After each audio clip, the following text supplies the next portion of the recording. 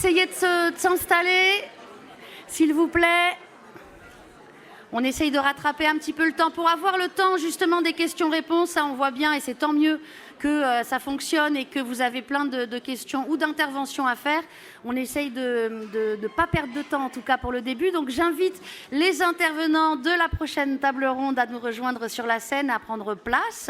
Cette table ronde qui s'intitule « Décloisonner et renforcer les coopérations locales, le défi du travail partenarial ». Table ronde qui va être modérée par Madame Chloé Baudry, coordinatrice de l'équipe Paré. Je vous laisse vous installer.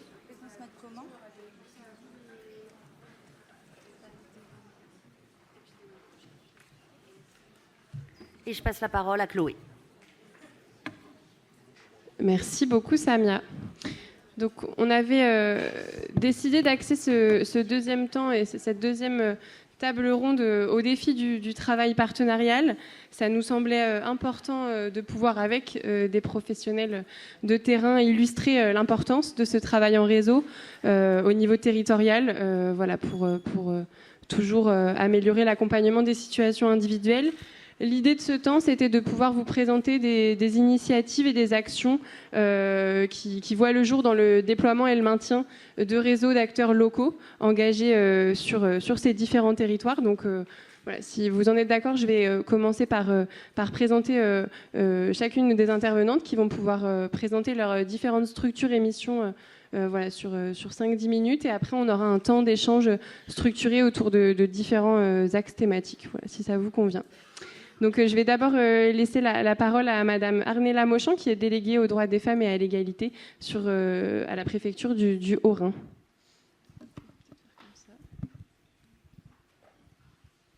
Bonjour à toutes et à tous. J'en profite pour saluer mes collègues homologues qui sont dans la salle et également les partenaires. Puisque je vais vous présenter le travail qu'on a effectué sur le Haut-Rhin en toute humilité pour vous dire qu'on a été dans des grandes difficultés et comment on a réussi à trouver quelques solutions. Et ces solutions, elles n'ont pas été évidemment seules. On est parti d'un petit groupe et je vais vous illustrer quelques actions qu'on a pu mener sur le département.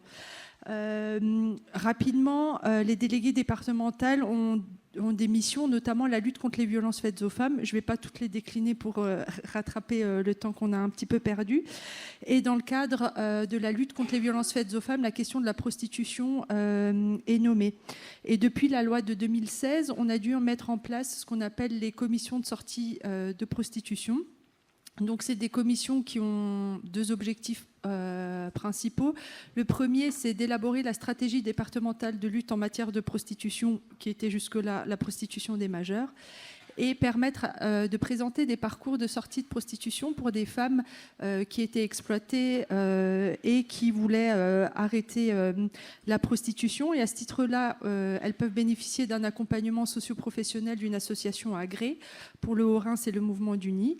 Et elles bénéficient également d'une allocation qui est la FISE pour avoir de quoi subvenir à leurs besoins essentiels. La spécificité du territoire du Haut-Rhin, c'est déjà que c'est un département frontalier avec la Suisse et l'Allemagne.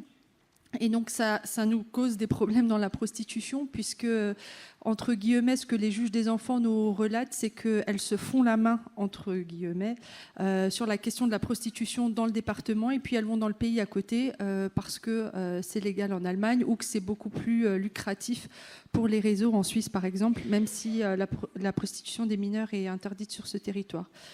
On est aussi un département qu'on peut appeler d'une plateforme migratoire, puisqu'on accueille beaucoup de personnes d'origine étrangère, soit qui s'installent sur le département, soit qui partent en transit pour, par exemple, l'Angleterre. Et un taux de pauvreté assez important, notamment sur la ville de Mulhouse, qui est à la fois une ville pauvre et aussi une ville très jeune. Et avec, sur l'autre versant du département, des villes très rurales.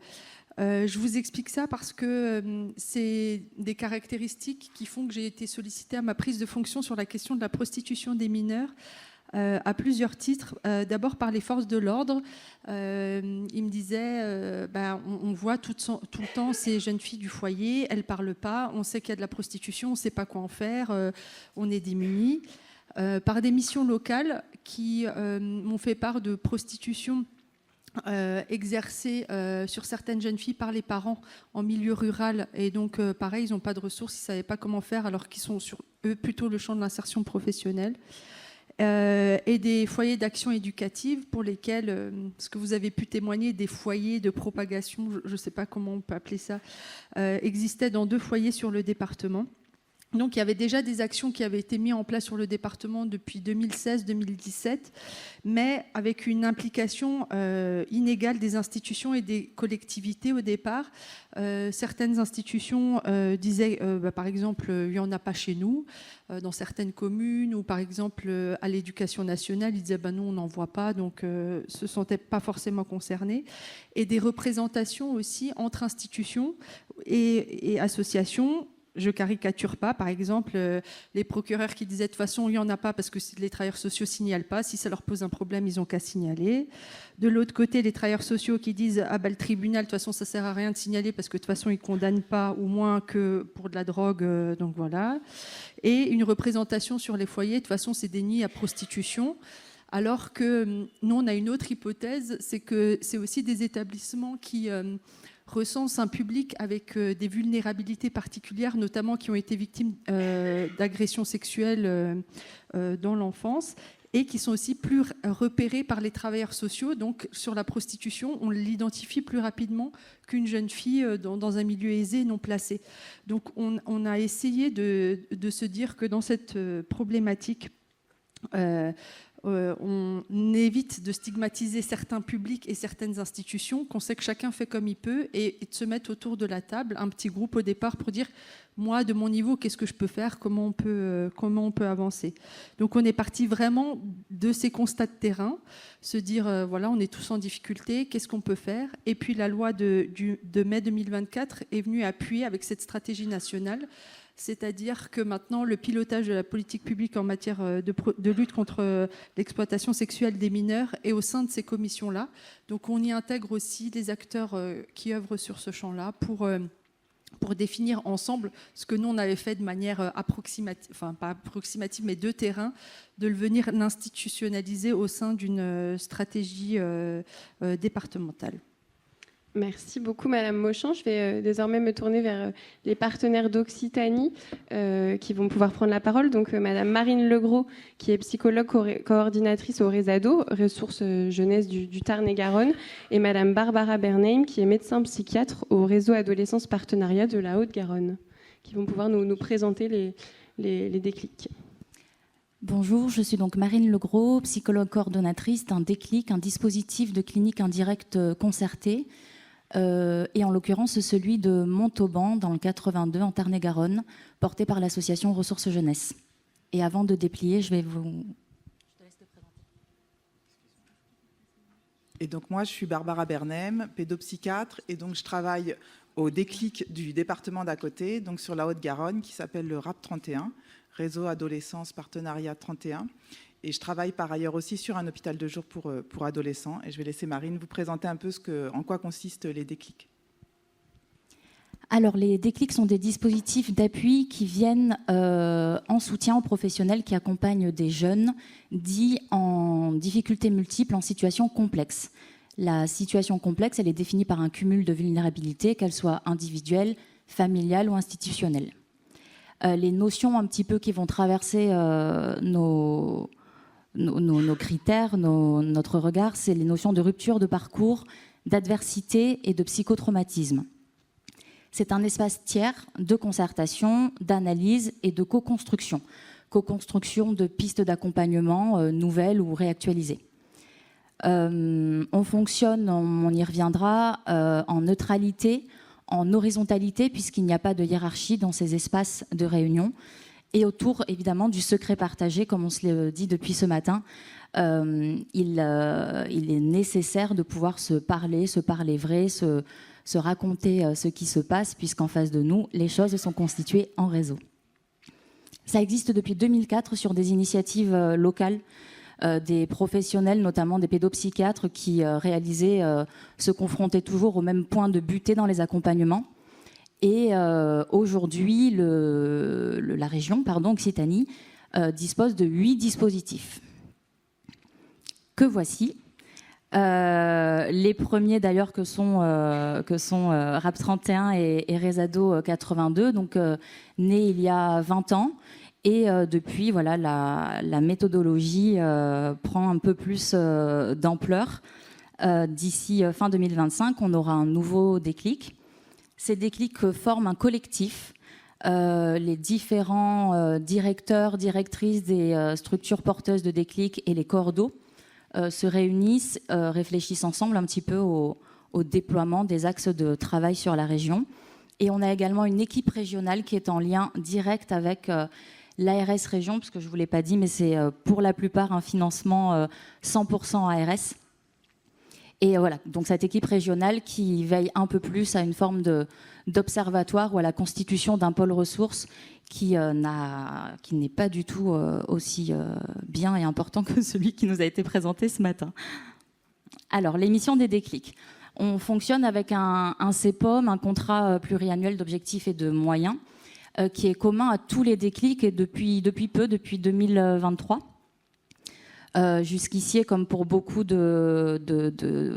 d'initiatives et d'associations, etc., on avait cette violence institutionnelle d'attendre la fin de l'année pour voir si on allait pouvoir continuer d'œuvrer.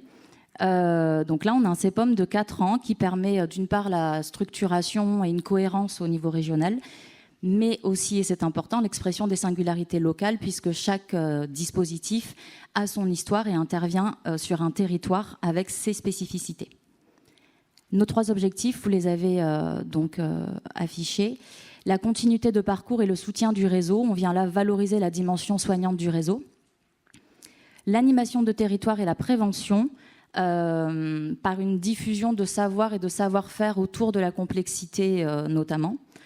Et le développement et la prospective, ça c'est le niveau plutôt régional, mais voilà, on ne le développera pas forcément ce matin.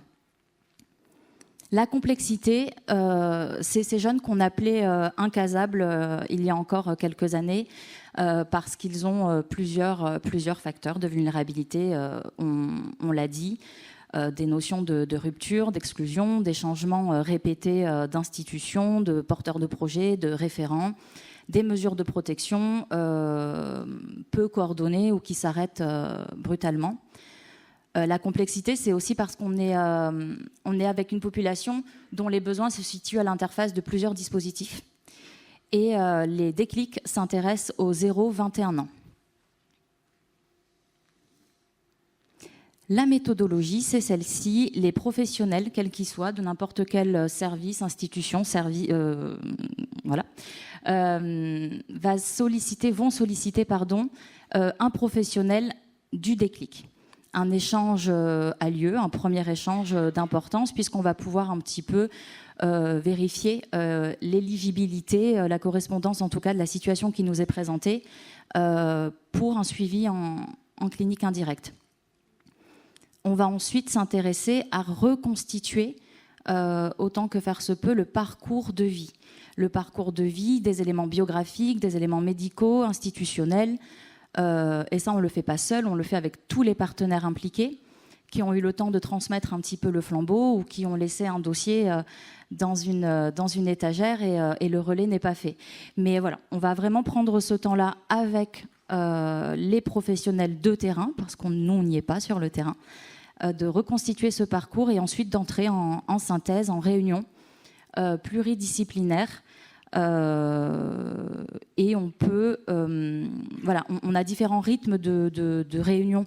Le suivi va dépendre de l'intensité du suivi, va dépendre du niveau de complexité de la situation, mais va aussi dépendre du besoin des professionnels. Et ensuite, on écrit. On fait un compte-rendu, ce qui nous amène un peu à la place de tenir quelque chose de la trace, du fil rouge, de mémoire, de suivi et d'accompagnement de la situation. Et on se met, donc je vous l'ai dit, on n'est pas un espace de décision, d'arbitrage. Il y a des comités, des commissions départementales qui existent à ce niveau-là et qui sont vraiment décisionnelles. On va veiller à ce que ces actions co-pensées, co-construites puissent être mises en œuvre ensuite. La plus-value des déclics, On est dans une approche systémique, ce qui veut dire qu'on tente, en tout cas, de garantir un accès aux soins d'une part et à constituer un environnement sécurisé d'autre part. Et c'est notamment indiqué, sinon nécessaire, dans la prise en charge du psychotraumatisme complexe, dont on parle de plus en plus et qui sont quand même, le psychotraumatisme complexe, qui est quelque chose qu'on observe beaucoup dans les publics à propos desquels on échange.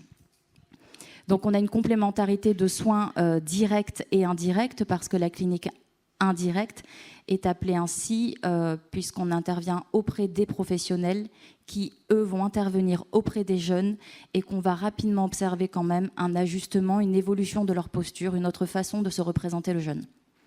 C'est aussi une approche intégrative puisqu'on est...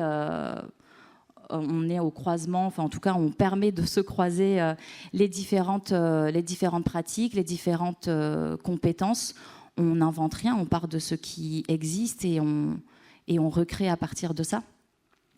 Et ça va constituer un vrai filet de sécurité autour du jeune et autour du professionnel, comme on l'a entendu ce matin, parce qu'on a des professionnels qui sont sidérés, qui sont dépassés, qui ne peuvent pas nécessairement mettre en mots ou en compréhension les vécus des jeunes en face. Voilà. Jeunes et professionnels ont besoin de ces espaces-là de sécurité. Je termine juste peut-être en vous partageant cette petite histoire qu'on aime bien. C'est une histoire, une parabole que vous connaissez peut-être, l'histoire des 6 aveugles et de l'éléphant, qui illustre peut-être assez bien le travail du déclic. Donc 6 aveugles instruits et curieux qui rencontrent un éléphant pour la première fois. Chacun s'approche de cet éléphant et décrit une partie de l'animal qu'il perçoit donc au toucher. Et ils ne sont pas d'accord, ils pensent chacun que l'animal ressemble à ce qu'il perçoit. Donc l'animal est lisse, un éléphant c'est lisse, un éléphant c'est dur, un éléphant c'est fin. Le passant qui passe par là, du coup, comme son nom l'indique, leur dit vous avez tous dit vrai, si chacun de vous décrit l'animal si différemment, c'est parce que vous avez touché une partie de l'animal très différente.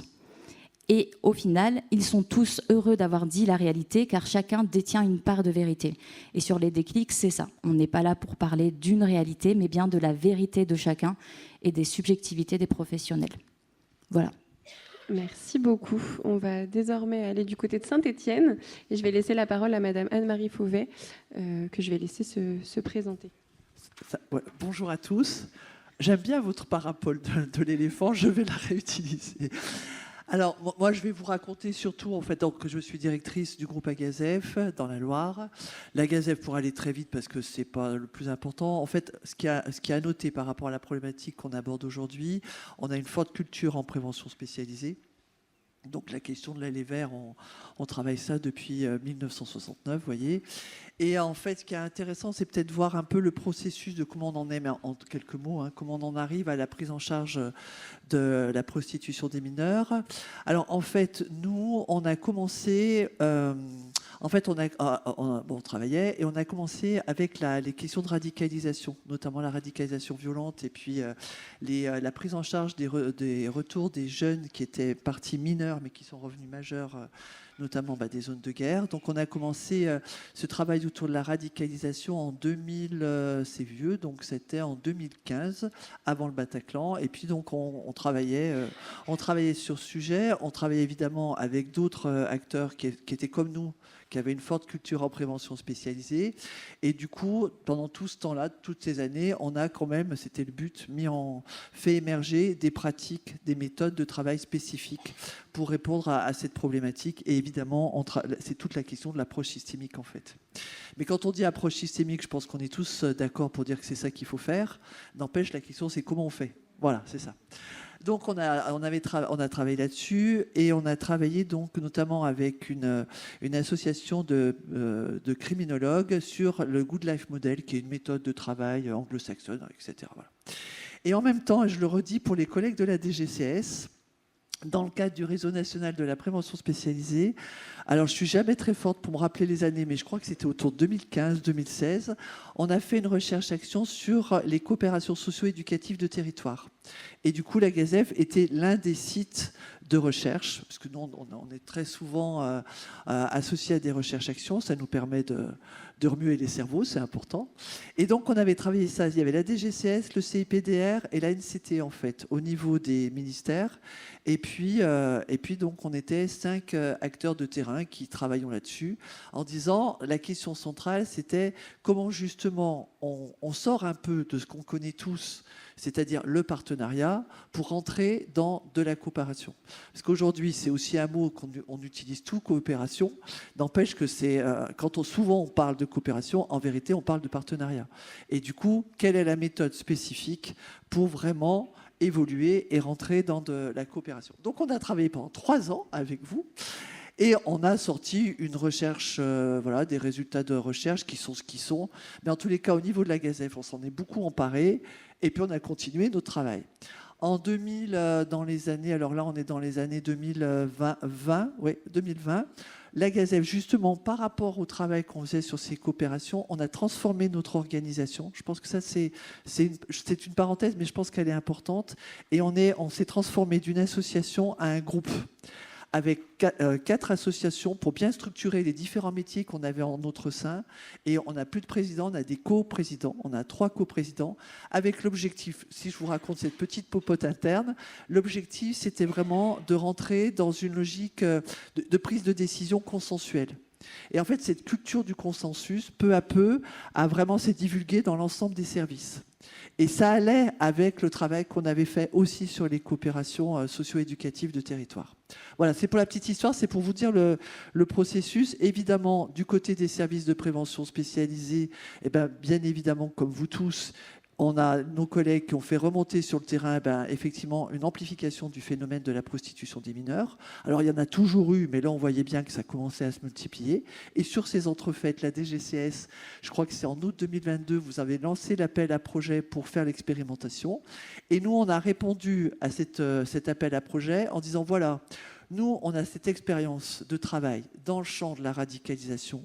Il nous semble, mais c'était un a priori, puisque c'est expérimental, il nous semble que la prostitution, finalement, c'est une radicalité parmi d'autres et qu'on va essayer de faire muter les méthodes de travail qu'on avait fait émerger du côté de la radicalisation, du côté de la prostitution. Et je pense que c'est ça que la DGCS a trouvé intéressant. Donc on a fait en 2022, on a commencé très rapidement.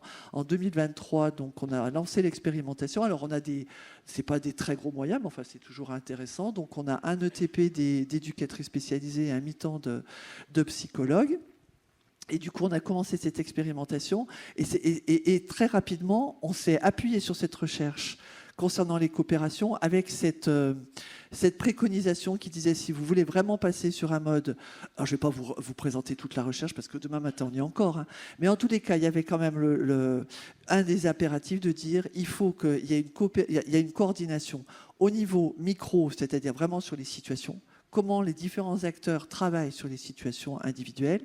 Au niveau méso, pour articuler les actions entre l'action de l'AMEX, tout à l'heure il y avait une collègue qui disait la difficulté des MEX pour prendre en charge les jeunes qui évidemment fuguent, et puis notre action, parce que nous c'est vraiment une équipe mobile de soutien. Et puis surtout, et c'est peut-être de ça dont on va parler un peu plus aujourd'hui, une coordination au niveau macro, c'est-à-dire au niveau institutionnel. Si vous n'avez pas ces 3 niveaux d'articulation, vous n'allez pas y arriver. Donc au niveau de on a mis en place un COPIL, où on a, alors je vais le faire rapidement je vais en oublier, mais on a les juges des enfants, les procureurs substituts des mineurs, le département, la métropole de Saint-Étienne, la ville de Saint-Étienne, même si on est sur l'ensemble du département, on a la ville de Roanne qui va sans doute rentrer dans notre COPIL. On a l'éducation nationale, enfin, on a bien évidemment les services de l'État et la déléguée droits des femmes. Et on a aussi des associations qui sont spécialisées sur le travail sur les réseaux sociaux. Voilà. On a le planning familial et puis une association qui travaille sur les incestes et les abus sexuels. J'en ai oublié sans doute, mais vous voyez, en fait, c'est vraiment un comité de pilotage qu'on réunit 4 fois par an. Et en fait, ça permet d'articuler les actions. Et très rapidement, sur l'action très concrète qu'on fait sur le terrain, nous, on est vraiment sur la prise en charge des jeunes.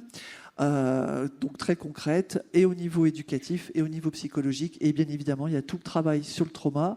Et l'idée, c'est de travailler aussi à la fois sur les mineurs victimes, mais aussi sur les jeunes qui sont proxénètes, puisqu'on se rend compte aussi, alors bien évidemment, qu'il y a les proxénètes qui sont là-dedans et puis on n'est pas prêt d'en sortir. Dans notre comité de pilotage, excusez-moi, j'ai oublié un acteur extrêmement important, les forces de l'ordre et la brigade des mineurs.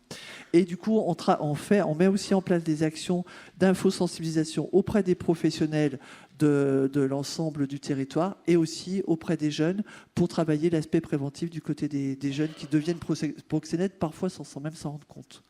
Voilà, je ne vais pas plus loin. Puis après, C'est très bien, on aura l'occasion de compléter. Et enfin, je vais laisser la parole à Emmanuel Régis qui va présenter sa structure et ses actions. Bonjour à tous, merci Chloé de me laisser la parole.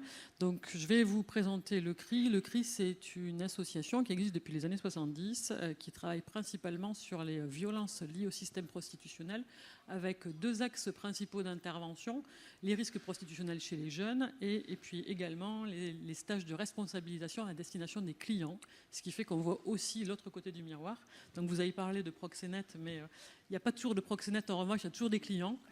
Et donc ça, c'est un champ aussi important qui nous permet aussi à terme de venir alimenter notre contenu en matière d'action de prévention, parce que c'est un élément à pas oublier. Donc on intervient de différentes manières, principalement en Gironde et puis également au vu d'un projet qui est mené à l'échelle de la Nouvelle-Aquitaine sur d'autres territoires. L'action du CRI, en fait, elle débute en 2019 quand nous participons à la commission départementale de parcours sortie de la prostitution et où l'on vient questionner la prostitution des mineurs, où on nous dit non, en Gironde, il n'y en a pas, ou alors c'était très sporadique également. De fait, on a lancé très simplement et très modestement une réunion d'information à l'échelle de Bordeaux avec le CLSPD à l'époque qui s'intitulait le michetonnage d'une conduite à risque prostitutionnel. Alors on a été très en peine pour trouver des ressources et donc on s'était quand même inspiré des travaux de la mission métropolitaine des conduites à risque de Seine-Saint-Denis, qui était un des rares outils qui nous paraissait utile et important à déployer et à être inspirant. Et à partir de ces éléments, eh bien, on avait des professionnels qui, globalement, avaient tous des situations à faire remonter de différents niveaux, donc conduite à risque, prostitution, exploitation, proxénétisme, traite des êtres humains, c'était vraiment un champ très variable. Et tous ont rapporté les mêmes difficultés, c'est-à-dire quoi repérer, de quels outils on dispose, comment accompagner, qu'est-ce qu'on en fait, tout simplement. Et au-delà de l'accompagnement, c'était mais c'est quoi une IP, c'est quoi un signalement. De fait, on a lancé un groupe de travail qui s'est principalement situé sur Bordeaux et sa métropole. Et je vous rappelle qu'à l'époque, on parlait de proxénétisme de cité. Donc c'était essentiellement ciblé sur les quartiers, les QPV, etc., qui étaient très focalisés. Et puis progressivement, l'action du CRI, il y avait de plus en plus d'acteurs qui étaient associés. Donc on est parti d'une petite vingtaine. Aujourd'hui, je crois que mon mailing, il fait plus de 130 professionnels sur Bordeaux de la métropole, même si tous ne participent pas au groupe de travail. Ceux-ci continuent à se maintenir et puis ils évoluent au gré des besoins. Donc notre force, ça a été notre faiblesse, c'est-à-dire d'aller chercher à l'extérieur ce que l'on n'avait pas au CRI. On est une équipe de 2, donc c'est assez peu. Et puis l'action s'est développée, c'est institutionnalisé. Il y a effectivement une convention avec le conseil départemental. La déléguée départementale aux droits des femmes nous a soutenus depuis le départ, et ça aussi c'est un point important. Et puis progressivement, on a eu des remontées de situation du milieu rural également. Donc là aussi, on s'est dit, il se passe des choses aussi sur le rural, on n'est pas que sur les cités.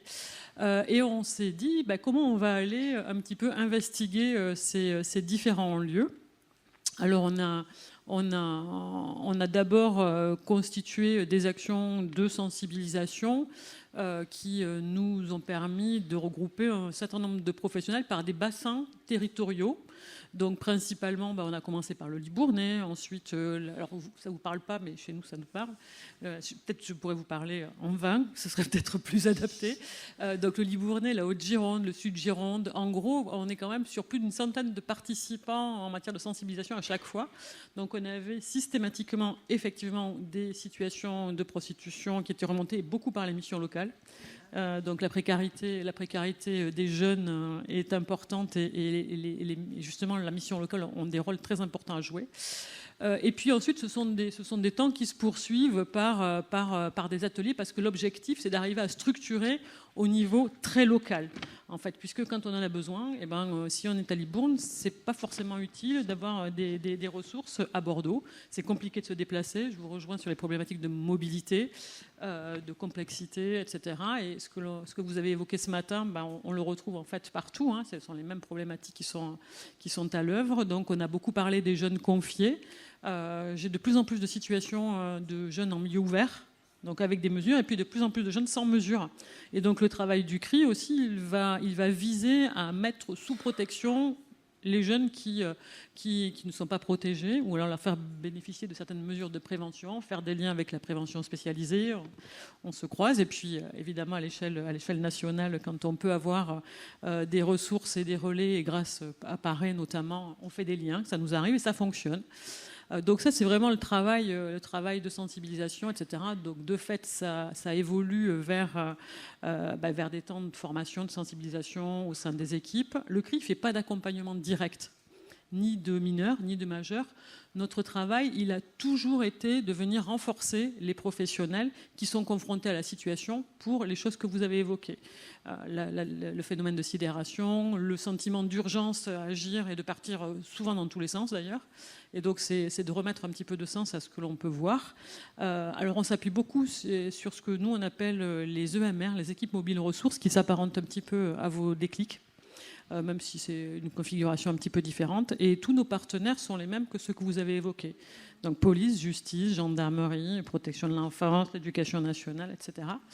Et puis voilà. Et donc juste pour vous montrer, si tu peux passer... alors à partir de ces groupes de travail émergent des constructions d'outils. Mais les outils, ça ne se décrète pas.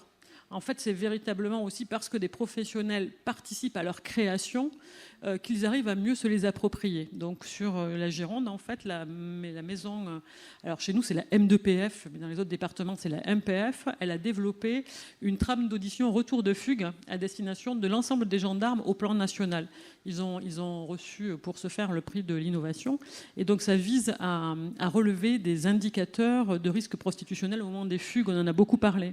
Ceci dit, ça nous permet aussi d'aller travailler dans les lieux d'accueil quand il y a de la fugue et remettre du sens sur les fugues. Pourquoi on fugue ? Quelle est la motivation à fuguer ? Qu'est-ce qui se passe pendant la fugue ? Comment nous, en tant que professionnels, on continue à travailler et à penser le jeune pendant sa fugue, etc. etc. J'essaye d'aller un petit peu vite parce qu'on a assez peu de temps. De même, effectivement, il y a une fiche signalétique qui a été co-construite avec le parquet, etc., pour être efficace. On s'est rendu compte que les écrits étaient souvent peu documentés et que du coup, quand ça part en enquête, globalement, il n'y a rien. Donc après, on vient souvent mettre en cause les services de police, de justice ou de gendarmerie en disant ils font rien. En fait, si, mais peut-être qu'il y aurait des choses à compléter et à renforcer. Donc c'est vraiment du travail à toute petite échelle. Et puis en fait, cela permet aussi de venir travailler au plus près des situations individuelles. Donc juste à titre, si tu peux passer la diapo suivante, Chloé. Ça, en gros, c'est une situation. Et donc, une situation individuelle qui arrive chez nous par le 119 en plus. Donc, vous voyez à peu près le nombre d'acteurs. Alors, vous le savez très bien, mais j'aime bien montrer à quel point la coordination est nécessaire. Et donc là, en plus en Gironde, il y a 2 parquets, donc c'était un petit peu compliqué. Ça fait énormément de monde, en fait. Et donc, si à un moment donné, on ne se met pas autour d'une table pour pouvoir discuter, mais dans un cadre très particulier qui est celui du partage d'informations à caractère secret, en fait, on est très peu efficace. Mais pour ça, il faut se connaître. Donc je pense que tu peux débloquer la deuxième. Donc voilà nos modes d'intervention. Hein. Est-ce qu'il y a des mesures? Est-ce qu'il n'y en a pas? On va être sur différents niveaux.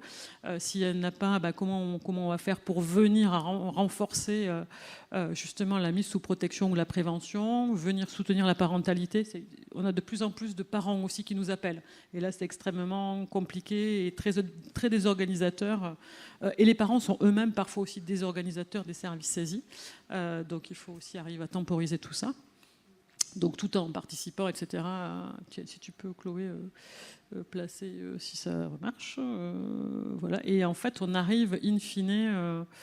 alors celle-là, voilà, au fait d'être le plus efficace possible, et c'est ce qu'on met en place sur les groupes de travail sur Bordeaux actuellement.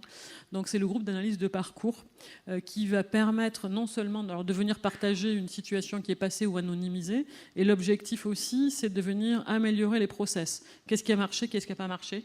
Donc d'être au plus près des situations, de voir ce qui a pu faire levier. Ce qui a pu faire levier pour l'une n'est peut-être pas forcément ce qui fait levier pour l'autre. Et puis de savoir justement sur tous les points comment on va pouvoir améliorer tout ça. Et puis ensuite la cellule opérationnelle qui, elle, est beaucoup plus à visée individuelle, réactive en matière d'urgence quand on va constater une situation problématique, sachant que c'est effectivement celui qui a la mesure, qui est à l'initiative. Le CRI n'a pas cette légitimité et il ne la veut pas. Voilà. Je pense qu'il faut que chacun soit remis aussi à sa place. Et nous, en tant qu'acteurs associatifs, la nôtre, c'est d'être à côté, de venir en appui, en soutien, en étayage, à la fois au niveau individuel chez les professionnels et puis au niveau des équipes. Voilà un petit peu, j'ai essayé de faire le tour. Merci beaucoup à toutes les 5 pour ces présentations très riches qui ont déjà permis de situer vos dispositifs et de comprendre les complémentarités potentielles entre vos différentes actions. Ce que je vous propose pour ce deuxième temps, c'est on s'attarde sur quelques enjeux qui ont été abordés là rapidement au niveau de vos différentes interventions. Je pense notamment là à tous les enjeux au niveau de la coopération interinstitutionnelle, les articulations entre le terrain, les structures associatives et puis les institutions derrière. Et donc voilà, sur le mode un petit peu conversationnel, n'hésitez pas. Voilà, tour à tour, les micros sont à disposition. Donc peut-être déjà, commencer par la distinction que vous faites chacune entre ces enjeux de coopération, de coordination des parcours, parce qu'effectivement, comme vous le disiez, on met un petit peu tout derrière le mot collaboration. Mais qu'est-ce que ça veut dire et comment vous, ça s'illustre sur vos territoires les défis rencontrés, etc. Je ne sais pas qui veut se lancer sur ces enjeux. Peut-être, oui, Barbara. Ouais, peut-être je veux dire un mot, parce que c'est vrai qu'il y a plein de définitions de mots, et ça dépend des fois ce qu'on met derrière. Et puis, il y a des mots qui sont à la mode. Hein, parce qu'il y a des mots, à un moment, on va dire plus cela ou pas. Moi, partenariat, je continue à bien aimer. Je ne sais pas pourquoi il faudrait qu'on faire coopération. Il y a des mots qu'on peut moins utiliser. Collaboration, des fois, c'est connoté. Enfin, en tout cas, juste pour dire qu'effectivement, l'idée, c'est de pouvoir travailler ensemble, vraiment. Et quand tu présentais, Marine, je me disais aussi, il y a des choses, on voit bien là dans les dispositifs, il y a des dispositifs qui sont récents. Et puis je me dis, mine de rien, nous, les deux déclics auxquels on appartient, ils ont 20 ans. Ce qui veut dire aussi que parfois sur les territoires au niveau local, à un moment, ça a créé des habitudes de travail ou que ça a créé le fait qu'on se connaisse. J'étais impressionnée tout à l'heure parce que quand vous interpellez toutes les personnes ressources au niveau de Paris, vous vous connaissez. Et en fait, c'est très important quand même au niveau local aussi qu'on puisse se connaître. Et c'est comme ça qu'on fait de la coopération. Et après, moi, j'aurais envie de dire, donc résultat, je pense que ce qui va permettre de faire de la coopération, c'est de passer du temps ensemble, de se connaître, de se reconnaître aussi. Ça veut dire effectivement, dans ce qu'on dit, nous, je crois, au niveau des déclics, quand on anime une réunion de concertation pluridisciplinaire, comme on appelle, c'est-à-dire qu'on a tous les acteurs qui sont autour, on a tous le même... Enfin, on est tous dans l'accompagnement, enfin, nous, en indirect, mais la question, c'est quand même la préoccupation du jeune. C'est souvent des jeunes, et dans la question de la prostitution des mineurs, je crois que c'est souvent ça qui nous met en impasse, c'est-à-dire qu'il y a tout ce qu'on aimerait faire, et puis tout ce qu'on arrive à faire, et on est pris là-dedans, et c'est comment on peut faire ensemble. Et je me dis que c'est ça, la coopération, c'est aussi comment on peut faire, qu'on reconnaît la place de chacun, qu'on n'a pas envie de se renvoyer la balle en se disant ça c'est pour la protection de l'enfance, ça c'est pour la PJJ parce qu'il y a eu un acte de proxénétisme, donc on est passé de la protection de l'enfance à la question du pénal. Ou ça c'est de la psychiatrie parce qu'il faudrait vraiment l'hospitaliser, on ne sait pas pourquoi, mais il faudrait vraiment pour la mettre à l'abri parfois. Enfin, oui. Et donc on se renvoie la balle, et quand on se dit qu'en fait non, si on arrive à peu près à travailler ensemble, c'est-à-dire qu'en fait qu'on prend les compétences de chacun, parce qu'il y en a et il y a des ressources de chacun, c'est comme ça qu'on va pouvoir créer une vraie coopération. Et je pense que ça prend du temps. Alors nous, Marine disait, mais je ne sais pas si on dit, nous on fait des réunions de 3 heures. Et moi, je suis hyper étonnée avec le temps. C'est-à-dire que les gens, ils ne se lèvent pas pour aller aux toilettes. Ils restent 3 heures parce qu'on repart de l'histoire d'un jeune. On prend le temps parce qu'on pourrait dire qu'ils ont tous la même histoire. Mais en fait, non, ils ont tous des histoires différentes. Mais pour le comprendre, il faut qu'on remonte un peu à comprendre l'histoire familiale, à comprendre d'où il vient, à voir la singularité de leur parcours. Et puis quand on reprend ça, on retrouve quelques points de ressources, quelques points de vulnérabilité qui vont pouvoir faire. On va s'appuyer là-dessus aussi. Et puis aussi, il y a beaucoup de temps pour pouvoir reconnaître le travail des partenaires de terrain et puis voir comment on peut essayer de faire pour porter tous un peu ensemble, quoi. Et c'est des situations dans lesquelles une telle précarité qu'il faut tous porter un peu ensemble. Et je pense que c'est ça l'enjeu de la coopération, quoi. C'est un enjeu très ambitieux, mais aussi en partant de choses très simples. Mais voilà. Et je pense que ce qui est nécessaire, c'est vraiment une connaissance et une reconnaissance importante. Je sais pas. Oui, alors, en fait, on est tout à fait d'accord. Mais en fait, alors après, c'est un petit peu théorique et schématique, mais effectivement, et je pense que moi, j'ai un parcours principalement protection de l'enfance. Ce qu'on voit beaucoup, et c'est ce que disait tout à l'heure la collègue avec les questions des placements, dans la protection de l'enfance, c'est le phénomène, mais ce que vous évoquiez à l'instant, hein, le phénomène de la patate chaude. C'est-à-dire que chacun fait sa petite part, et puis après, quand on a fini, bing, on passe le gamin à l'autre, et puis si le gamin il y va, tant mieux, s'il y va pas, on l'a perdu de vue, et puis tant pis. Je fais un peu dans la provoque, mais quand même, on a quand même de ça, ce qui vient quand même interroger profondément le dispositif de la protection de l'enfance, à mon sens. Et la question des incasables, c'est pas tant qu'ils sont incasables, c'est que c'est nous qu'on ne sait pas les caser. Voilà. Je pense, mais c'est mon point de vue. Du coup, la question de la coopération. Mais j'ai des soutiens. Non, mais du coup, la question de la coopération, c'est ce que vous disiez, c'est-à-dire comment on va se mettre d'accord. On sort de ça, en fait. On sort de nos précarés. Et comment on va se mettre d'accord sur un objectif commun? C'est-à-dire, il y a une gamine qui se prostitue, il faut absolument sortir cette gamine, réduire les risques. Et en fait, ce que ça demande, c'est pour ça que je parlais tout à l'heure du groupe Agazev. C'était pas pour vous expliquer le groupe Agazev dont tout le monde se fiche, mais c'était pour vous dire que, en fait, il faut du coup des professionnels qui soient hyper structurés sur nos missions. Parce que ce que ça demande la coopération, à mon sens, c'est que ça demande aux professionnels parfois de faire un petit pas de côté dans le domaine de l'autre. Et c'est pour ça qu'on parle. Voilà, c'est pour ça on a mis en place ce comité de pilotage, parce qu'effectivement, les professionnels généralement, ça leur pose pas tant de problèmes que ça de faire un petit pas décalé. Mais il faut que ce soit validé par les chefs et les grands chefs et les directeurs. Voilà. Et du coup, il faut garantir ça pour les professionnels. Et c'est pour ça qu'à mon avis, la question d'organiser des espaces, parce qu'à la limite, on l'appelle comme on veut, mais vraiment où il y a de la concertation, comme nous on fait pareil, au niveau des situations, même si nous on est aussi dans la prise en charge, mais au niveau des situations, mais aussi au niveau institutionnel, pour qu'à un moment, le chef il dise « Ok, on y va » et que ça sécurise les acteurs de terrain. Et c'est là où moi je mets le point de bascule entre le partenariat où on passe les choses au point de coopération. Et à mon avis, la prostitution, on avait déjà travaillé ça, nous, sur la radicalisation.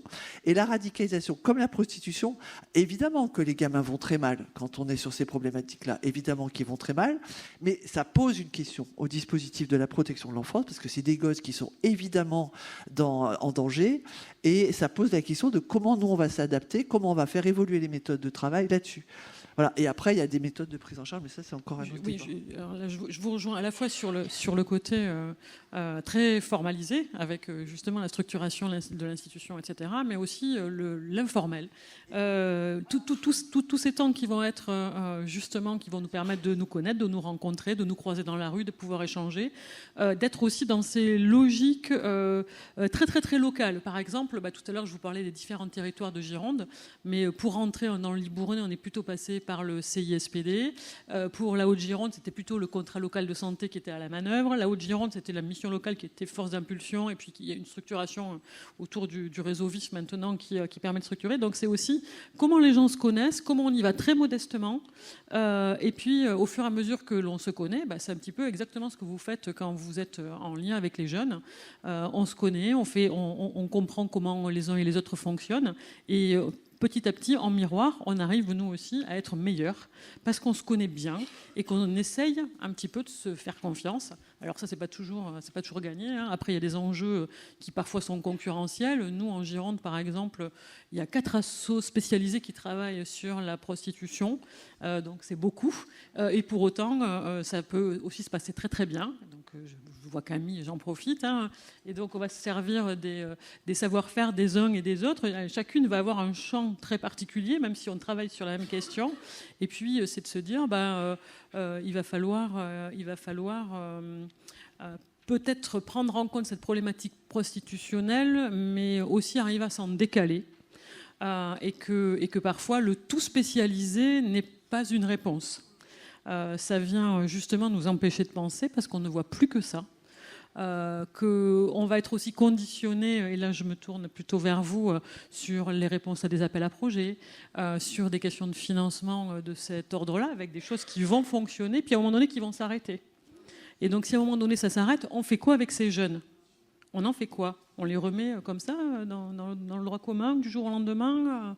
Donc essayons peut-être de faire et d'améliorer ce qui marche, ou ce qui ne marche pas et qui pourrait être amélioré, d'aller le plus possible vers le droit commun en ayant coordonné tous les acteurs qui existent déjà. C'est un petit peu la méthode que nous, on essaye de porter. Voilà. Merci beaucoup. Est-ce que Mme Mauchamp souhaite rajouter quelque chose sur ces questions ou d'articulation entre institutions et... Ok. Pour la suite des échanges, je pense que ce serait intéressant qu'on puisse aussi approfondir tout ce travail d'animation de réseau qui est mené autour de ces enjeux. Vous l'évoquiez sur vos différents territoires, de vos différentes places et secteurs d'intervention, mais on voit vraiment que c'est à la fois un levier à la fois de soutien et de structuration de ces différents acteurs professionnels sur vos territoires. Donc je ne sais pas si vous souhaitez réagir sur ces notions de fil rouge que vous pouvez avoir aussi de par vos différentes places. Je sais pas si... Moi en fait, par rapport à ce que vous disiez, je crois que ça souligne... Ça répond pas tout à fait à ta question, Chloé. Mais en fait, c'est la question de l'agilité, en fait, que ça vient dire. Ça vient de parler de ça. Et l'agilité, alors nous qui sommes sur les prises en charge, c'est aussi, évidemment, qu'une gamine on a mis en place des astreintes, parce qu'évidemment, quand la gamine, elle appelle le dimanche matin, il faut répondre à la gamine, parce que c'est à ce moment-là qu'elle a besoin de... Donc ça vient réinterroger notre cœur de métier, l'agilité qu'on peut avoir entre les différents acteurs. Donc la question du fil rouge, peut-être. Voilà. Mais le fil rouge, je pense qu'il y a aussi la question de la légitimité. Sur quelle légitimité on s'appuie pour être fil rouge. Alors peut-être que j'en dirai quelque chose, mais aussi donc, par rapport à l'agilité des éducs qui sont sur le terrain et des psychos pour prendre en charge les situations. Moi, peut-être, je ne sais pas les collègues ce que en penseront, mais sur la question du fil rouge, oui, c'est la légitimité. Et alors, parce que, je ne sais pas sur vos territoires, mais nous, on a parfois un théoricien qui arrive et qui nous fait... Alors, on a eu beaucoup sur la radicalisation. On n'avait que des gens qui connaissaient le problème alors qu'ils n'avaient jamais vu de jeunes radicalisés et qui venaient faire la leçon à tout le monde. Voilà. Et on en a encore, hein, ceci étant. Alors, la prostitution, un peu moins. Mais en tous les cas, il y en a quelques-uns. Et du coup, je pense que c'est ça, en fait. On voit bien que ces gens-là ne sont pas à même de faire fil rouge. Je pense qu'il faut avoir une légitimité. Il me semble que la légitimité, c'est celle de vraiment d'être sur le terrain, dans les prises en charge ou il me semble qu'il y a de ça. Dans le soutien aux équipes, effectivement, ouais. Et voilà la place qu'il faut accorder aussi aux différentes temporalités. Juste très vite, pour reprendre sur le côté fil rouge, en fait, tout à l'heure, on a parlé de silos, et effectivement, il y a des jeunes qui vont être dans telle structure, sauf que quand on est saisi par différents professionnels, on se rend compte à quel point ces jeunes se connaissent entre eux et les toiles d'araignée qu'il y a et comment ça circule.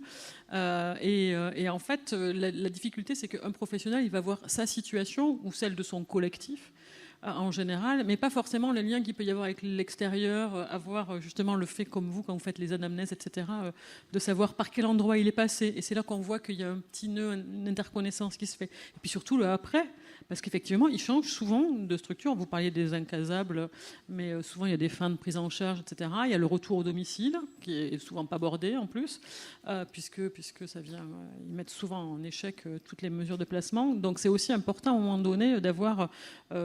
comme tout le monde, du temps pour voir aussi les jeunes évoluer. et puis de comprendre un peu le circuit qui s'est mis en œuvre. Donc c'est aussi notre Oui, rôle, bien nous, sûr. d'être fil rouge, et je pense que vous l'êtes. Et puis la question du territoire, c'est extrêmement important. Hein. Voilà, vraiment de travailler sur le territoire et d'être présent sur le territoire, c'est très important. Effectivement, de pouvoir... Oui, allez-y, pardon.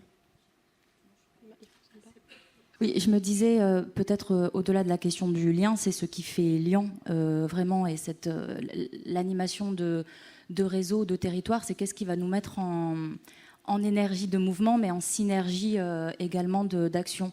Je crois qu'il est peut-être question d'instaurer une forme de langage commun tout en maintenant les spécificités d'action de chacun.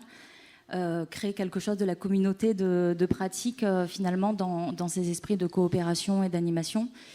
Et je perds mon fil. Si je me disais, sur le département, on a aussi été sollicité, ce qui a amené à la constitution d'un groupe de travail sur les conduites prostitutionnelles, et comme à d'autres endroits, mais aussi parce qu'on est un point d'extériorité. Donc il y a la légitimité des acteurs de terrain, mais cette légitimité des acteurs de terrain, elle trouve aussi à se déplier, à se déployer quand ils ont le soutien d'espaces de neutralité, où ils peuvent venir discuter, mettre en pensée ce qui les perturbe vraiment, ce qui arrête, ce qui rend impossible l'action, pour pouvoir ensuite partir un peu renforcé.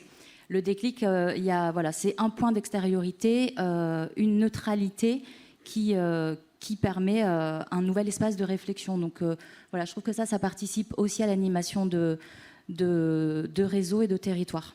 Et je crois que Barbara, tu voulais dire quelque chose. Non, moi, je voulais témoigner aussi sur la question un peu de l'animation de réseau, de ce qu'on a vécu un peu en Haute-Garonne il y a quelques années. C'est-à-dire que dans ce qu'on vous raconte des déclics, vous avez compris, on n'est pas un dispositif spécifique. Il y a des situations complexes. Et puis comme ça a été à peu près sur 2021. On a eu de plus en plus on a plus de jeunes qui sont saisis sur ces situations-là, de garçons que de filles. Et puis toutes les situations de filles, on commençait à dire, il y a une suspicion là, on se dit on croit que peut-être ce serait possible qu'il y ait de la prostitution, mais on le disait du bout des lèvres en fait, parce que le problème quand on repère, c'est de savoir qu'est-ce qu'on fait après. Donc si on le repérait bien, on savait plus quoi faire. Et c'est venu comme ça, effectivement, comme on avait peut-être une habitude de travailler ensemble, c'est venu avec des questions du CDEF, qui est de l'accueil d'urgence, donc qui était particulièrement confronté à ces situations-là, d'un ITEP qui s'occupait beaucoup de jeunes filles, donc était particulièrement aussi confronté, et puis une autre structure médico-sociale qui s'appelait l'EMAC 31, qui était aussi sur des situations un peu limites. Et puis, on s'est tous interrogés un peu au même moment. Et puis, parce que je pense que c'est ça l'animation de terrain et aussi le réseau, c'est que finalement, ce qui s'est passé, c'est qu'il y a l'EMAC 31 à l'époque, donc une association médico-sociale, qui a été voir l'amicale d'Uni 31, qui ne connaissait pas la prostitution des mineurs, mais qui connaissait bien la prostitution, et qu'on dit faites une formation, puis ils nous ont offert la formation. Donc, on s'est retrouvés comme ça, une vingtaine de partenaires, à faire cette formation. Puis en faisant cette formation ensemble, on a vu qu'on avait besoin les uns des autres parce qu'on n'avait pas les mêmes connaissances. Et on s'est dit, on monte un groupe de travail. Mais de façon, quand vous dites, assez agile en fait. C'est-à-dire d'un coup, on s'est retrouvés, 2021, rappelez-vous, on était encore en plein dans les histoires de Covid. Donc on s'est vu beaucoup en visio. Et puis on s'est dit, on va faire un rythme et puis on va se mettre ensemble. Et donc finalement, ça a été porté par l'amicale d'Uni 31. Les MAC 31 et le RAP 31, avec chacun nos savoir-faire différents, et on s'est dit, on fait un groupe de travail, puis il va falloir qu'on rencontre les forces de l'ordre, il va falloir qu'on rencontre les acteurs de la justice, et on s'est réfléchi qu'on invite des gens au groupe de travail pour réfléchir là-dessus. Et puis c'est vrai qu'on a aussi tout de suite eu l'idée qu'il faut qu'on ait une visibilité derrière, donc il faut qu'on organise un colloque. Assez rapidement, on a été rejoint par le CD31, qui est bien sûr concerné par rapport à l'ASE et à toutes les problématiques de protection de l'enfance. Et puis il y a une dynamique comme ça qui s'est mise en place, et qui a abouti à un colloque dans lequel on avait invité Hélène Baudard et Vincent Dubal, qui interviennent dans ce congrès, mais qui a été une dynamique très importante, où beaucoup de personnes sont venues. On a été très soutenus là, à la fin par le CD31, parce qu'effectivement, sur le terrain, ils avaient plein de professionnels qui étaient en difficulté. Mais moi, ce que je voulais aussi témoigner, c'est qu'il y a eu une formidable élan du faire ensemble, c'est-à-dire que la prévention spécialisée a été avec nous sur le colloque. On avait aussi un hall où les associations étaient présentes, des associations qui sont moins représentées au niveau institutionnel, parce que comment on se parle, c'est pas si simple que ça. Nous, sur les associations qu'il y a en Haute-Garonne autour de la prostitution, Il y a Griselidis, le mouvement du nid et l'amicale du nid. Mais Griselidis, ils défendent le fait qu'on puisse être travailleur du sexe. Donc comment on peut se parler? Comment on peut être là? Pareil, il y a des associations sur la Haute-Garonne. Il y a Jennifer Payet qui a Nos ados oubliés, qui a créé une association. C'est de façon... avec toute son énergie, qui essaye de structurer les choses, mais qui est peu institutionnelle.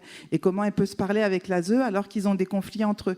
Et c'était vraiment cette question-là. Et moi, je trouve qu'autour de ce colloque, il y a eu vraiment ce mouvement-là. Et on voit que les professionnels de terrain, ça les soutient énormément. Voilà. Donc, à partir de ce colloque, on a plein d'outils parce qu'effectivement, il y a beaucoup de ressources, mais c'est aussi de créer cette dynamique.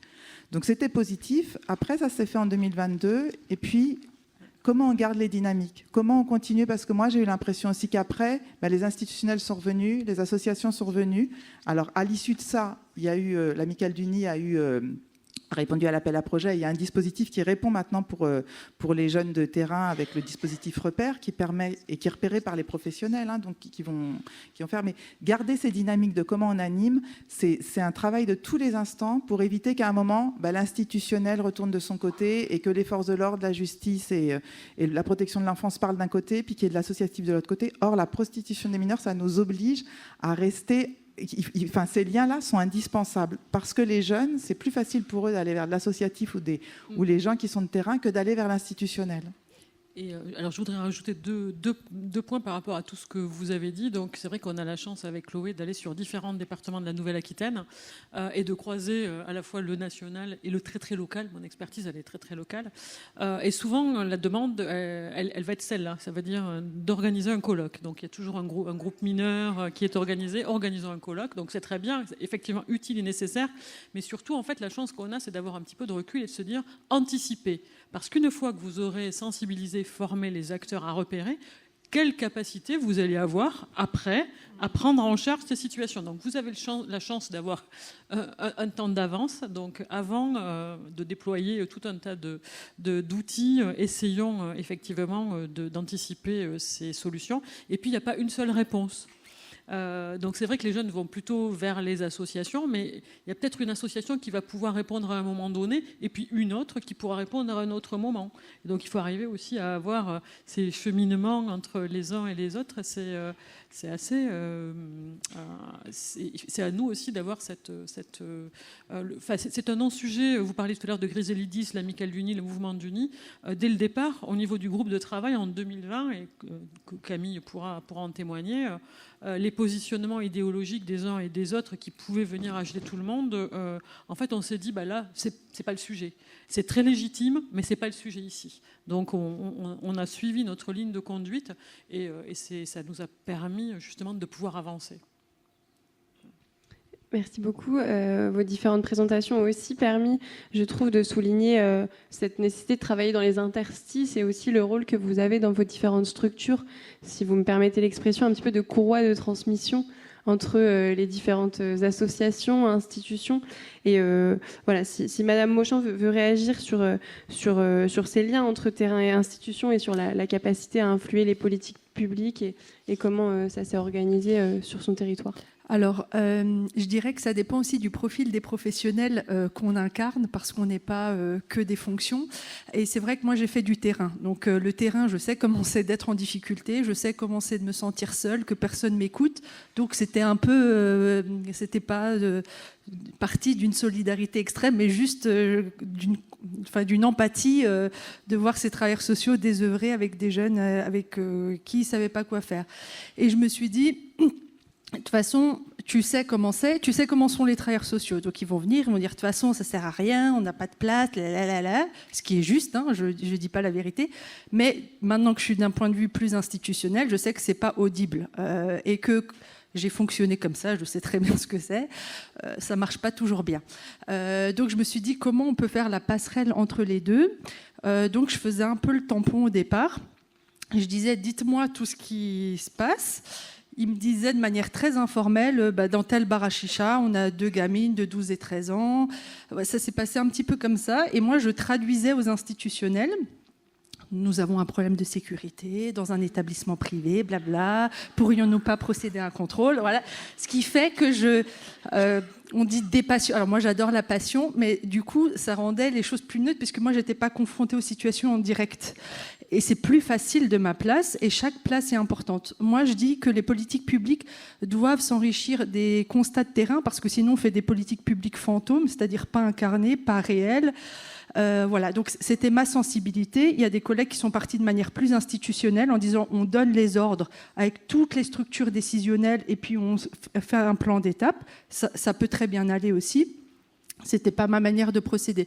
Donc nous, on est parti du terrain et je voulais peut-être vous illustrer quelques actions pour que vous puissiez aussi vous saisir et voir qu'il y a des outils qui existent et copier, parce qu'il y a des choses qu'on a copiées, il y a des choses qu'on a créées pour vous les partager si jamais on peut les projeter. D'abord, il y a eu les études nationales. Alors, pour le coup, nous, les études nationales et les chercheuses nous ont beaucoup aidés parce qu'on a fait un premier colloque où on a notamment invité le centre de victimologie pour mineurs, et la médecin qui est intervenue, elle a notamment fait un propos sur le psychotrauma, et ça c'était super, parce que ah bon, elles veulent pas vraiment, ah bon, enfin bref, il y a eu ah bon, c'est un polytraumatisme, et comme c'était on avait 300 professionnels alors que personne ne voyait de prostitution, je me disais quand même c'est étonnant, ça a permis un peu d'acculturer en premier sas. Lors de cette intervention aussi, on avait une ancienne jeune qui était placée dans un foyer, qui est devenue majeure et qui a ouvert, qui s'est formée, qui est devenue éducatrice spécialisée et qui fait de la médiation canine dans ces foyers-là. Et elle a un discours très adapté aux jeunes, puisqu'elle sait, elle dit bah oui, quand on fugue, on sait ce que vous dites, on sait où est-ce que vous allez. Et du coup, il y avait une résonance avec ces jeunes-là, et elle est venue en fil rouge dire son histoire, comment ça s'est passé. Donc elle a eu un courage aussi incroyable, et de dire comment elle peut accompagner ces jeunes-là. Et pour vous dire, par exemple, sur l'éducation nationale, quand on leur a proposé de participer à cette journée, ils ont dit bah non, qu'est-ce qu'on va dire, nous autour de la table, on n'a rien à dire et tout ça. Et en fait, non, on est allé les accompagner. Donc il y a eu des collègues du mouvement d'Uni qui sont allés à leur rencontre en disant bah, sur cette situation, dans un collège, bah, qu'est-ce que vous auriez fait ? Et en détricotant avec elles, on s'est rendu compte qu'en fait, elles ont plein de leviers d'action quand même. Et du coup, elles se sont dit, ah bah oui. Et du coup, elles sont venues à plusieurs. Et ça nous a permis de les mettre dans la boucle. Et hasard, grand hasard, elles se sont formées. On a dû faire des formations spécifiques pour leur personnel. Elles les ont intégrées dans les actions de prévention à l'éducation nationale, notamment sur les modules éducation à la vie relationnelle et affective. Et elles ont eu une hausse des signalements sur les violences sexuelles. Étonnant. Donc, on en rigole, mais en tout cas, de dire effectivement, à partir du moment où on repère, on ouvre les œillères, et du coup, ça fait ressortir les situations non visibles. On avait eu aussi une recherche-action qui a été réalisée par Katia Baudry pour l'Observatoire national en protection de l'enfance. Et c'était chouette parce qu'elle est venue dans un des foyers d'action éducative à Mulhouse. Elle a fait une immersion, elle a dormi avec les filles pendant plusieurs mois. Elle a parlé aux veilleuses de nuit, et donc c'est là où elle a eu les confidences aussi. Et du coup, elle a pu faire une analyse très fine du phénomène qu'elle est venue nous restituer. Et du coup, c'est pas un truc ex nihilo. Elle était vraiment, et elle est aussi de formation initiale éducatrice spécialisée, donc elle a pu enrichir du coup nos pratiques et nos connaissances sur le phénomène. Ensuite, les diagnostics locaux, très rapidement. Des fois, on se dit, on sent quelque chose, mais on ne sait pas exactement. En terrain, c'est souvent ça, c'est un sentiment, on n'ose pas trop dire. De vous dire aussi d'oser lancer des diagnostics locaux. Donc moi j'ai tenté au début, c'était en 2021, j'ai fait un gros flop sur le quantitatif, mais bon, j'étais pas la seule au niveau national, ça a été très compliqué, je vais pas le développer. Et là on a la collectivité européenne d'Alsace, donc qui est la réunion de 2 conseils départementaux, qui a mené une recherche-action de 2 ans sur la question de l'exploitation sexuelle des mineurs. Il faut une restitution là, le 24 juin à laquelle vous pouvez assister si vous le souhaitez en visio. Et donc, ils ont rencontré un nombre incalculable de professionnels. Ils font certaines propositions de création dont ils ont besoin, de modalités d'accompagnement différents. C'est aussi contribuer à la prise en charge de cette problématique. Les stratégies départementales, ça peut être bien. Moi, je trouve que dans les partenariats et dans l'animation de réseau, à un moment donné, il faut quand même réunir les décideurs et les financeurs à un niveau où ils ont les capacités décisionnelles, c'est-à-dire pas reléguer l'adjointe à la chef de service où il y a 6 hiérarchies au-dessus et il nous faut 2 ans pour avoir une validation d'un plan, d'un truc. Donc, et une fois que les décideurs, par exemple, nous, une fois que le DAZEN a dit on y va, Du coup, tout le monde est allé. Donc, il a dit une phrase. Et nous, ça faisait 2 ans qu'on était dessus. Mais c'est comme ça. Des fois, il y a des structures. Les forces de l'ordre, c'est pareil. Quand vous avez le commandant qui dit quelque chose, voilà, tout le monde y va. Des fois, ils font fonctionner à plusieurs échelles. Je voulais aussi vous parler des prix de la prévention de la délinquance. La ville de Mulhouse avait candidaté, il y a eu un prix, ils ont fait un petit clip vidéo, je vous ai mis le lien, qu'on approche sur la prostitution des mineurs, je crois que c'était en 2019, et en fait ce clip a été diffusé au cinéma avant les grosses séances des gros films pendant les vacances scolaires. Donc ils ont dû payer la projection dans les cinémas, mais c'est aussi une modalité de prévention qui peut être exercée par une commune. Et souvent, dans les prix de la prévention de la délinquance, il y a un livret avec des bonnes pratiques pour les personnes qui ont candidaté à ce prix-là. Ça peut être aussi inspirant si vous cherchez des idées. Est-ce que tu peux... La suivante. On a fait aussi des actions de sensibilisation grand public. Alors... par exemple, il y a un documentaire, vous le trouvez sur France Télévisions, qui s'appelle « Comme si j'étais morte ». C'est la société de production Kappa qui est venue à Mulhouse dans un foyer d'action éducative. Donc c'est réel, c'est pas de la fiction, où ils ont filmé des jeunes, des parents et les professionnels sur la question de la prostitution des mineurs, et une jeune qui s'en est sortie aussi, qui est majeure. Ce que je trouve intéressant dans ce documentaire, c'est que c'est réel. Donc on voit le désarroi, on voit la solitude des travailleurs sociaux, on voit comment les situations se déclinent, mais aussi comment cet outil a pu être un levier d'accompagnement. Par exemple, une mère, elle nous a dit moi, je ne peux rien pour ma fille, mais au moins, si je témoigne, je pourrais peut-être aider d'autres familles ou d'autres jeunes filles. Donc c'était un moyen de résilience pour elle, et il est bien fait. On peut prendre quelques capsules vidéo aussi en action de sensibilisation pour illustrer, parce que nous, on a des jeunes qui étaient borderline, elles n'y étaient pas encore, mais vraiment pas loin. On leur a fait voir, non, ça n'existe pas. Si, regarde, on voit ça dans la commune, on voit ça. Et du coup, ça a rendu le risque réel, et c'était un bon outil. Il y a aussi les ciné-débats. Avant, il y avait la photo, c'est Noémie dit oui, c'est un film sur la prostitution des mineurs que vous avez dû passer. Nous, on a fait des ciné-débats en milieu rural et urbain. Ce qui est intéressant, c'est aussi une idée. On a proposé, dans la salle, il y avait des JE, des parquetiers, des éducateurs PJJ qui étaient venus avec leurs jeunes qui soupçonnaient, mais de manière aléatoire, viens, on fait une sortie ciné. Voilà. On a eu des jeunes concernés. Et on a eu des parents. Ce qui fait que dans les débats, c'était déjà improbable de réunir tout ce monde-là, mais c'était très riche. Et bon, il n'est pas forcément évident à regarder, mais c'est une manière de sensibiliser aussi. Et après, eux, en support de débat, après, dans les accompagnements, ça a été intéressant. Il y a eu aussi les procès fictifs et les pièces de théâtre. Et je voulais juste, peut-être, sur la campagne d'affichage, là, sur les clients, on cible aussi les clients parce qu'on parle toujours des victimes, mais c'est un système et il faut aussi cibler les clients et les proxénètes. Et la ville de Mulhouse, avec le mouvement d'Unis, ils ont fait une campagne « Pas ma mère, pas ma sœur, pas ma fille ». Ça avait un peu choqué. Ils les avaient fait sur des gros panneaux publicitaires de la ville. Pendant la journée internationale de lutte contre les violences faites aux femmes, ils les avaient fait sur tout le mois. Donc voilà, ça peut être aussi à votre disposition. Et pour finir, c'était aussi la création d'outils. Donc on s'est rendu compte qu'on a dû faire des formations spécifiques pour certains acteurs. Par exemple, la prévention spécialisée, comme c'est le premier maillon de la protection de l'enfance, on leur a fait un truc spécifique pour le repérage dans la rue, dans les caves, près de certaines gares, enfin voilà. L'éducation nationale, je vous en ai parlé, et les foyers aussi, parce que c'est une prise en charge particulière. Et les professionnels nous ont demandé des outils, donc je vous partage ce qu'on leur a partagé.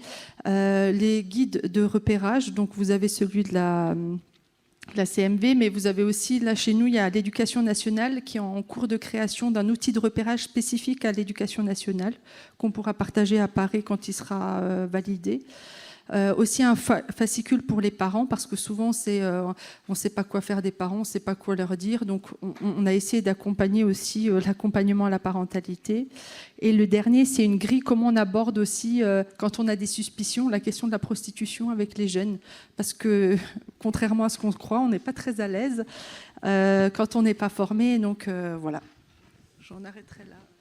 Merci beaucoup. Je trouve que vos différentes interventions, elles ont permis aussi de montrer que la coopération, ça ne se résume pas à des réunions, mais ça s'incarne vraiment dans des manières de travailler ensemble, à des moments clés, et aussi et surtout dans le respect du rôle et de l'expertise de chacun. Et j'ajouterais aussi que voilà, vous avez pu toutes et toutes, de par vos secteurs respectifs et vos territoires divers, pouvoir mettre en avant la richesse du travail interpartenarial et aussi les conditions à réunir pour qu'il porte ses fruits. Si ça vous convient, on va peut-être procéder au temps d'échange avec la salle puisqu'il reste une vingtaine de minutes et je pense que les questions peuvent être nombreuses à la fois sur les défis et obstacles que vous avez rencontrés ou voilà, sur vos méthodologies d'intervention et pratiques de terrain. Donc voilà, est-ce que ça vous convient ou l'une de vous souhaitait ajouter quelque chose Ben, c'est parfait. Donc est-ce qu'il y aurait des réactions ou des questions sur cette table ronde? Oui.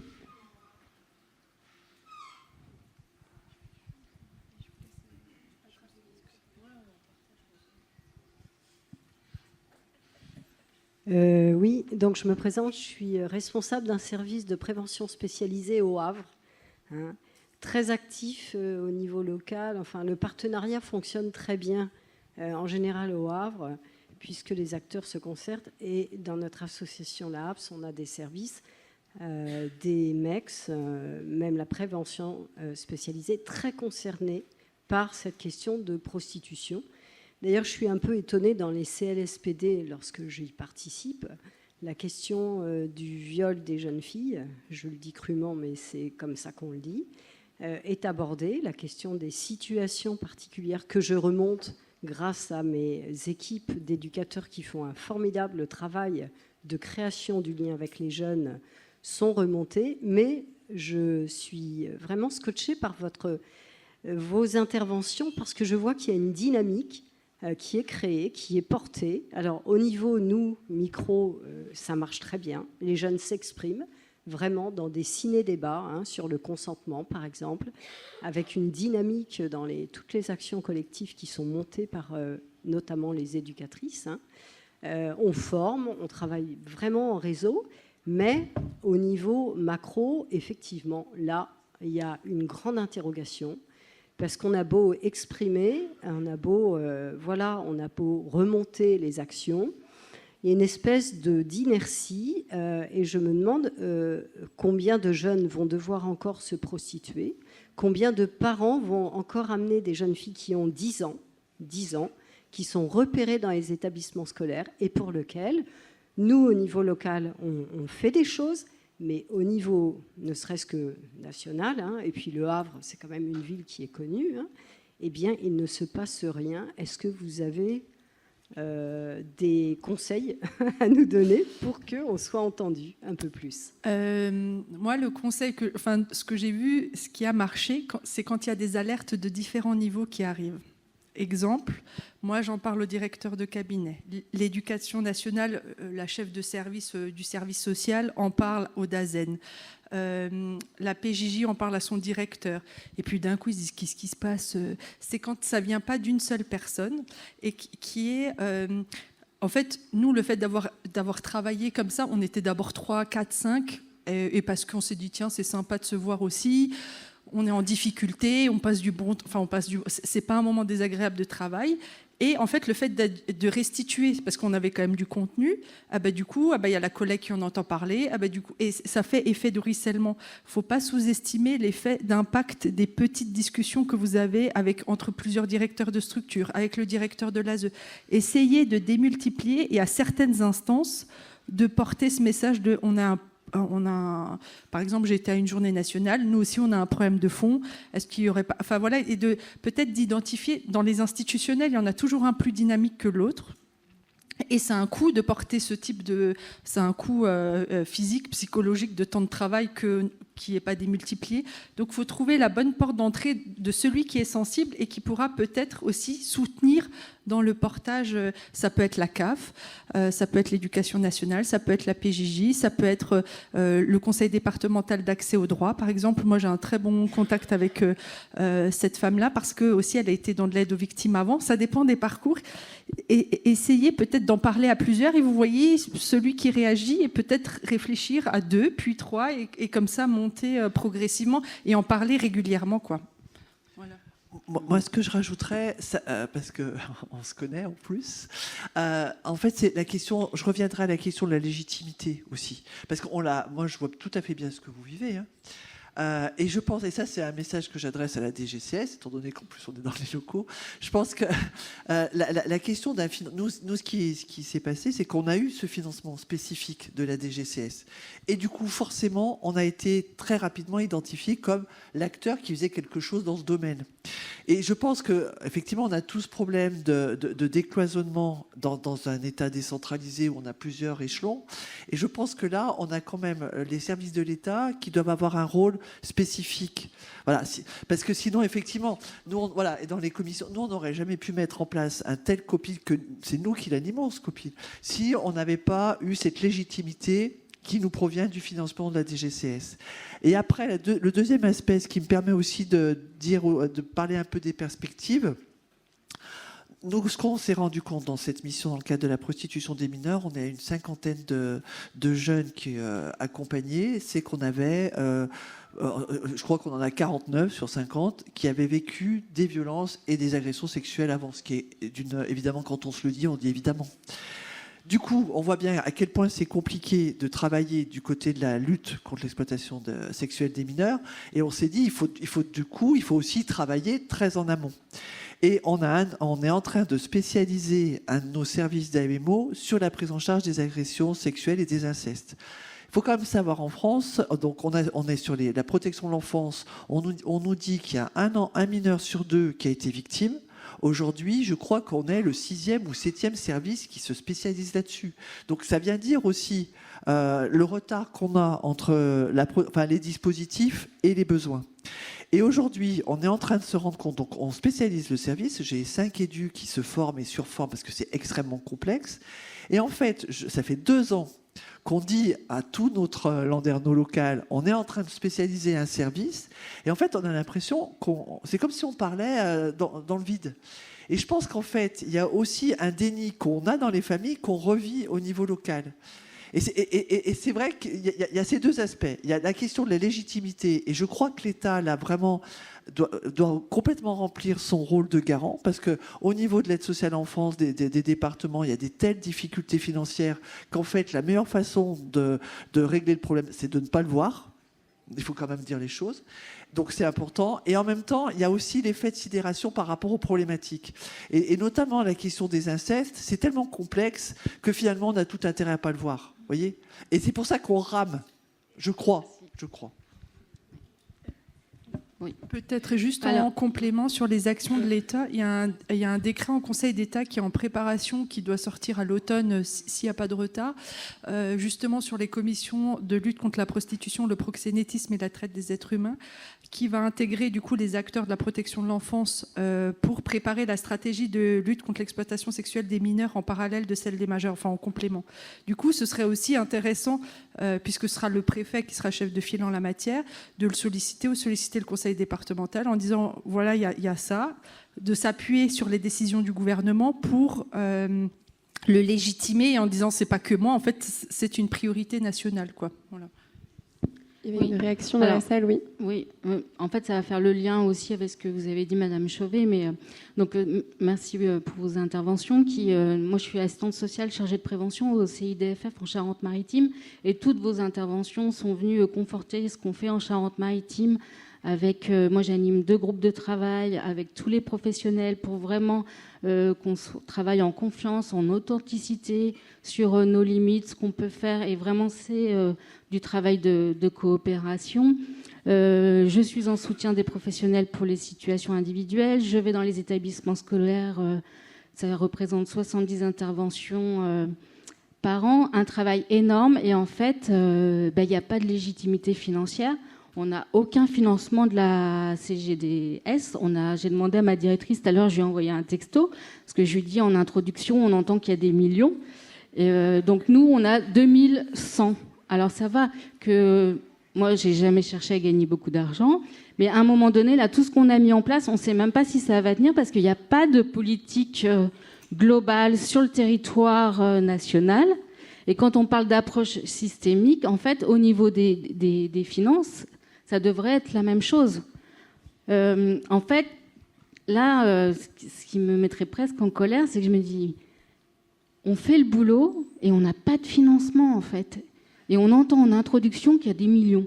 Enfin, il y a quelque chose, pour moi, qui est vraiment incohérent. C'est quelques millions, hein, c'est pas non plus... Oui, non, mais à un moment donné, les professionnels, ils ont des compétences, ils sont prêts à travailler en lien, mais la question des sous, et c'est pas plein... Enfin, c'est un problème. Donc ça va qu'on a passé une convention avec le département, à minima, qui nous encourage, et comme vous avez dit tout à l'heure, c'est intéressant sur cette thématique, je regarde la psychologue, d'avoir quelqu'un de l'extérieur, une association de l'extérieur, notamment, et je me dis, il y a matière à faire, il y a une urgence, il y a des stratégies nationales, et au niveau de la répartition du budget, ça va pas, quoi. Ça, je ne peux pas répondre pour la DGS sur la répartition des moyens puisqu'ils ont sélectionné 50 projets sur 3 ans. Peut-être juste vous donner quelques perspectives. Alors les financeurs vont peut-être me détester, mais de vous dire comment nous, les leviers qu'on a réussi à lever au niveau financier, donc toutes les actions, on les co-construit, on les cofinance, et certains c'est que de la logistique, certains c'est de la mise à disposition de personnel, mais on essaye de réfléchir comme ça. Donc moi, sur le volet Bob 137, égalité femmes-hommes, je finance certaines actions de prévention du mouvement du nid. C'est pas un budget énorme, mais c'est déjà une contribution. La PJJ finance des actions de prévention également sur le volet justice de proximité. La CAF, ils ont un service parentalité, donc il y a des financements là-dessus. Le CDAD, donc le Conseil départemental d'accès au droit, finance aussi certaines actions. Donc le Conseil départemental classique finance aussi sur l'aide sociale à l'enfance. Donc on réfléchit comme ça, qui peut mettre combien. Alors des fois, on a des projets, c'est 600 €, quoi. C'est vraiment des tout petits projets. Mais... par exemple, sur la société de production qui ont fait le documentaire, c'est France Télévisions qui a financé, mais nous, on leur a fourni le foyer. Les jeunes, ils ont dû faire tout un travail de est-ce que vous êtes prêts, est-ce que ça ne va pas faire des réviviscents sur le psychotrauma. On a filé la salle pour la diffusion. Enfin voilà, des fois, c'est des moyens comme ça. Je pense que vous avez moyen peut-être de trouver d'autres leviers, mais sachant que les financements sont en diminution un petit peu partout, je n'ai pas de solution miracle, mais voilà, c'était juste pour vous dire comment nous, on avait procédé, quoi. Oui, la coopération, elle se joue en fait avec les financeurs. C'est pour ça que c'est un problème et c'est aussi la solution en fait. Mais c'est sûr que c'est difficile. Et c'est la manière dont sont structurés les financements actuels des structures, c'est sous le volet appel à projet. Et je sais, je ne veux pas être à votre place parce que c'est difficile de gérer les structures, mais c'est notre réalité actuelle. Sur les gros financements, pour l'instant, c'est comme ça que ça se passe. Je ne sais pas s'il y a des changements envisagés, mais en tout cas, nous, on n'a pas d'informations à notre niveau. Je comprends complètement la colère et il faudra attendre effectivement 2025 pour que pleuvent des rapports relatifs à la protection de l'enfance et quid des moyens qui seront ensuite mis en œuvre pour qu'on puisse déplier nos actions. On a l'impression quand même d'être dans un engagement humain au-delà d'un choix de carrière, un choix professionnel, c'est certain. Et en vous écoutant, et pour revenir aussi sur votre intervention, madame, je me disais que quand on accompagne, quand on travaille avec des mineurs en situation prostitutionnelle, le premier point, l'enjeu, c'est de rétablir le lien de confiance avec l'adulte. C'est la première chose à faire. Et finalement, nous, côté adultes et professionnels, on a peut-être aussi à tenter ça et à se risquer à la confiance du partenaire qui est juste à côté, à la confiance d'un interlocuteur qui est plus loin.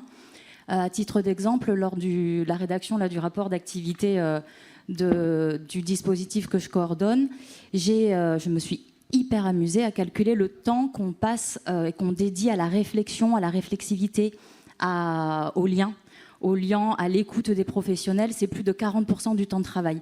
Et celui-ci, il est difficile à montrer, il est difficile à chiffrer parce que voilà, je vous donne un ordre approximatif, je peux pas calculer le temps qu'on passe au téléphone et ces bribes-là d'espoir qu'on a quand on rencontre un interlocuteur ou un autre.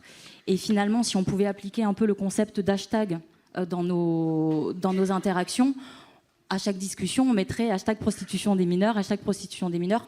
On ne peut pas. Donc on essaye de faire ensemble, effectivement, de co-rédiger des signalements directement au procureur qui n'a pas vu qu'il y avait de la prostitution sur son territoire. Et on continue d'y croire, quoi.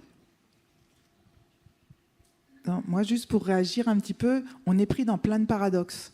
Donc, ce que vous racontez, c'est-à-dire qu'entre l'urgence qu'il y a sur le terrain, et puis il faut prendre le temps que les choses se mettent en place. Et en fait, les choses ne se mettent pas sans... Il faut énormément de temps.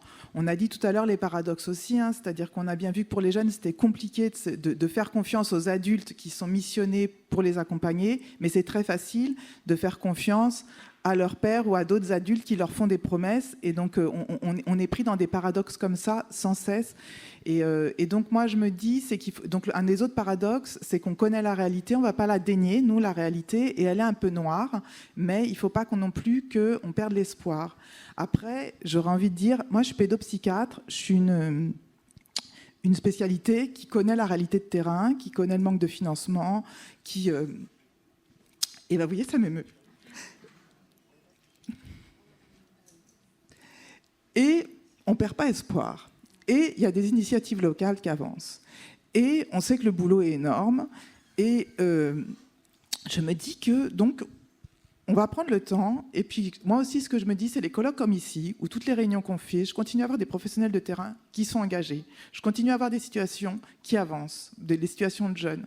Et donc, je me dis qu'on doit rester sans cesse sur ces questions de paradoxe-là. Donc, donc, il faut qu'on reste... engagés, motivés, parce que la jeunesse le mérite, parce que ces jeunes-là le méritent. Mais c'est vrai qu'on est pris dans des choses parfois un peu en étau. La question du financement, c'est des fois effarant, c'est-à-dire parce qu'obligatoirement, on sait qu'il y a aussi besoin de moyens, il y a des questions d'organisation, etc. Donc il faut voir ça. Mais j'aurais envie de dire que, oui, on est dans si on regarde la réalité noire, on est sur des moments de baisse budgétaire. C'est effrayant quand on sait tout ce qu'il y a à faire.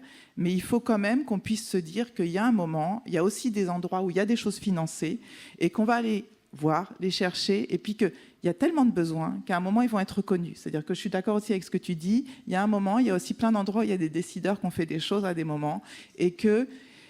il y a des choses qui vont avancer. Donc, il faut qu'on puisse tenir, supporter. Moi, je pense être ensemble nous permet de tenir et supporter. Parce que, par contre, c'est sûr que si nous, on commence à les lâcher, les jeunes, il n'y aura plus personne pour eux. Mais c'est vrai qu'on doit être dans ces paradoxes permanents, quoi.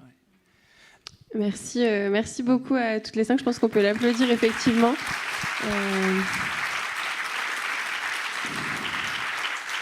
Et c'était important, je trouve, de pouvoir terminer sur une note d'espoir aussi, puisque voilà, au vu des quotidiens, c'est toujours essentiel d'en revenir là.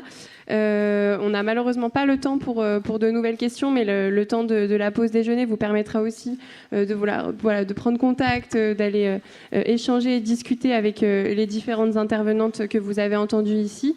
C'est vraiment l'objectif de cette journée, donc profitez de ces temps informels pour ces échanges, ces partages. Et puis, merci beaucoup à vous. Je vais laisser la parole à Samia pour